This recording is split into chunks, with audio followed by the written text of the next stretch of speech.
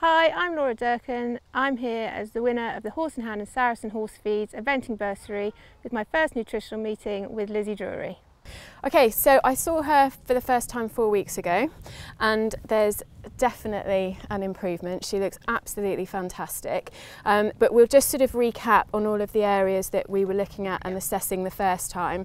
So the first place that I start is just looking at this crest area here, and when we're doing this, we're just looking at sort of what it feels like, if you can move it, and if it just feels as if you can almost sort of manipulate it. So that all looks and feels really good. The area where I really noticed some improvement is from the blend of the neck into the shoulder. So the coverage really is just right because she still has a definite neck, and there's also the shoulder there. So just this, the blend of the neck into the shoulder here has really improved, and that's lovely. And this is kind of sort of where we'd be aiming to hold it and to maintain this type of condition. So then the next area that we're looking at is just looking at the fat pad that they tend to have that's laid down just behind the shoulder here and below the wither.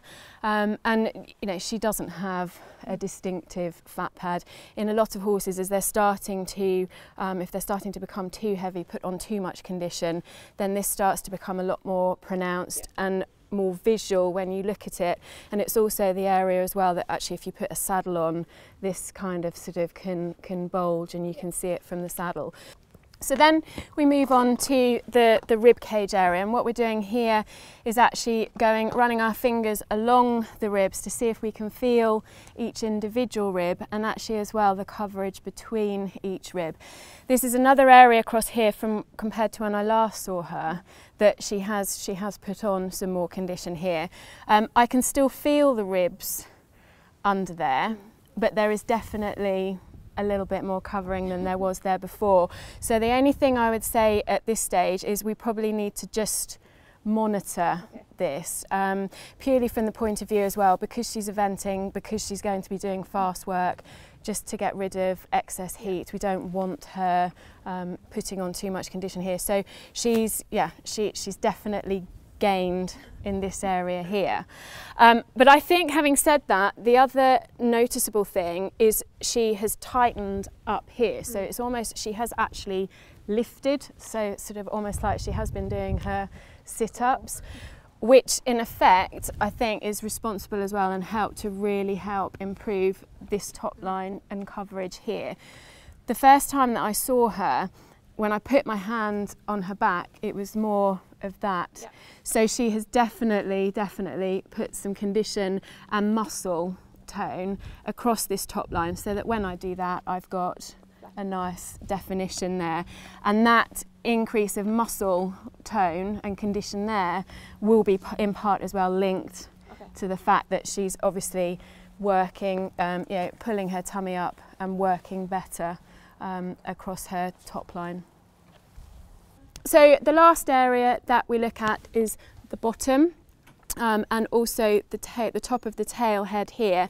So with the tail head here, and it's almost the area we're looking at is where if you do the traditional hunter clip and you leave that triangle there, in that area there they have they can lay down fat, so you get sort of a spongy feel.